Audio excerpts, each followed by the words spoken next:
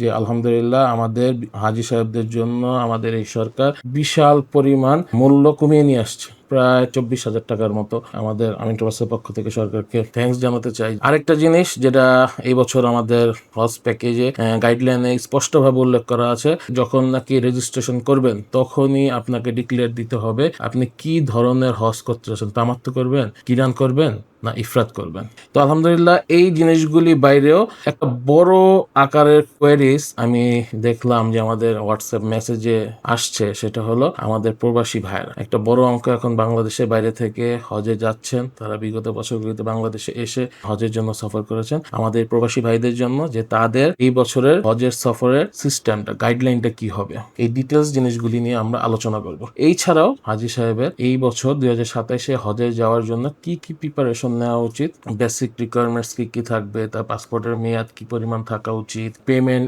Schedule, এটা একটা বড় কোশ্চেন থাকে হাজী সাহেবদের যে পেমেন্ট শিডিউলটা কি হবে। আর আমাদের তো আলহামদুলিল্লাহ অনেকেই কোয়েরি করতেছেন আমিন ট্রাভেলসের প্যাকেজ কি হবে। তো ইনশাআল্লাহ ওই দিন এইটাও ডিক্লারেশন থাকবে অফিসিয়ালি আপনাদের জন্য যে আমিন ট্রাভেলস আমাদের এই 2027-এ কোন প্যাকেজ কি কি মূল্য করতে যাচ্ছে ইনশাআল্লাহ, এবং এই প্যাকেজের ফিচার্স। এবং আমরা ওই দিন আপনাদেরকে গভর্নমেন্টের যে গাইডলাইন প্রসিডিউর আছে, আপনাদের যেহেতু ফাইন্যান্সিয়াল প্ল্যানিং একটা বড় ইস্যু, যেহেতু আমরা সবাই জানি হজ শারীরিক এবং আর্থিক দুইটা ইবাদত। আর্থিক ইবাদতটা এদিকে যেহেতু একটা বড় ফাইন্যান্সিয়াল একটা ট্রানজ্যাকশন হয়, আপনাদের সকলেরই কোয়েরি থাকে এই গাইডলাইনটা কীরকম হবে, ডেডলাইনগুলি কীরকম হবে, এই সব কিছু নিয়ে ইনশাল্লাহ আমরা একটা ডিটেলস বিস্তারিত আলোচনা করব।